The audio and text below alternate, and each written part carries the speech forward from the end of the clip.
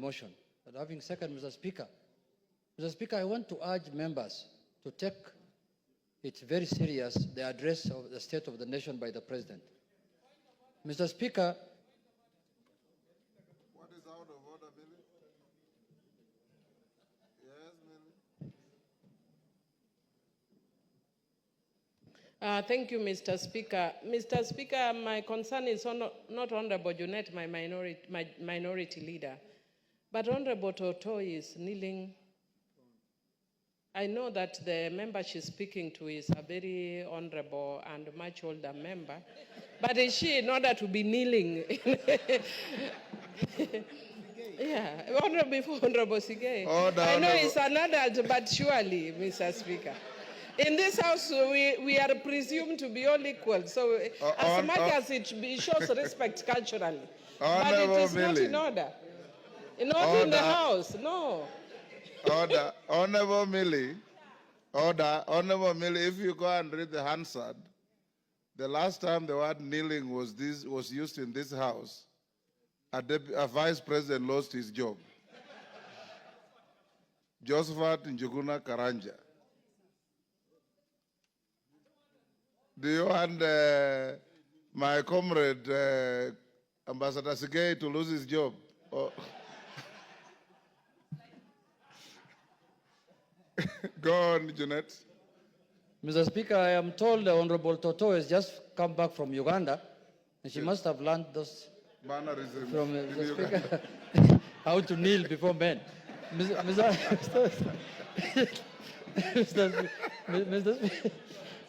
Speaker, and that is the way it should be, Mr. Speaker. Yes. That's the way it should be.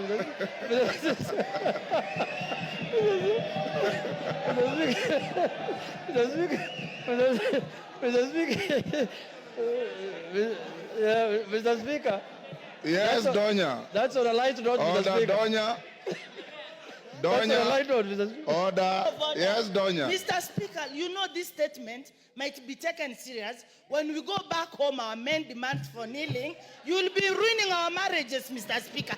It is men who should kneel before women, not women kneeling. In this 21st century, Mr. Speaker, we should not be told of what to do. Order, Donya.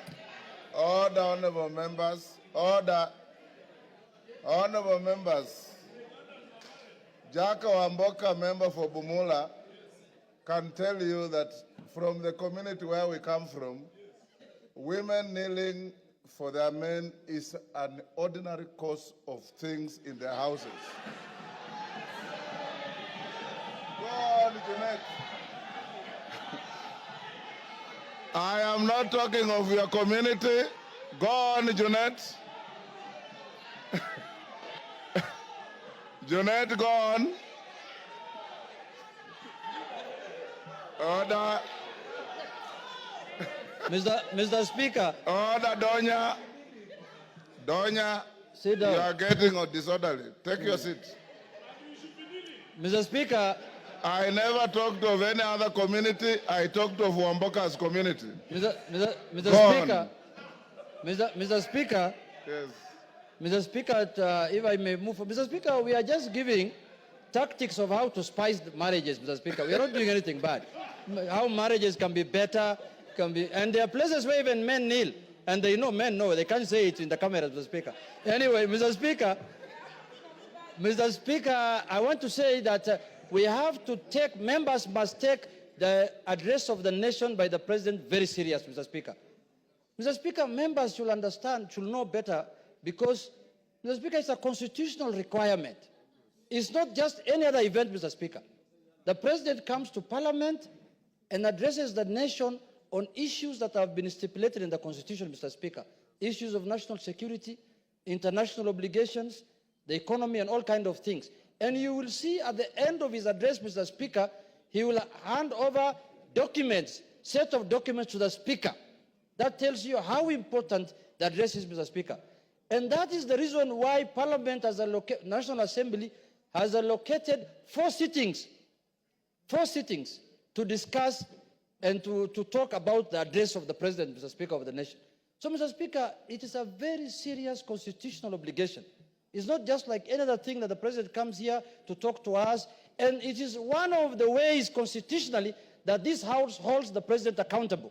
Because every year he comes here to tell us what he has achieved the last 1 year on those 4 areas, Mr. Speaker. So, Mr. Speaker, it is my wish to tell the members that let us take that address very serious. Let us attend in all our numbers so that we can listen to the president.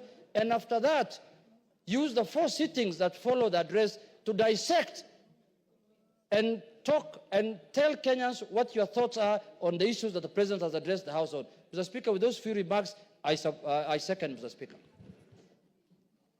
I want to propose a question. Honorable Junet, Irene Mayako was very excited when you are talking about women kneeling before men.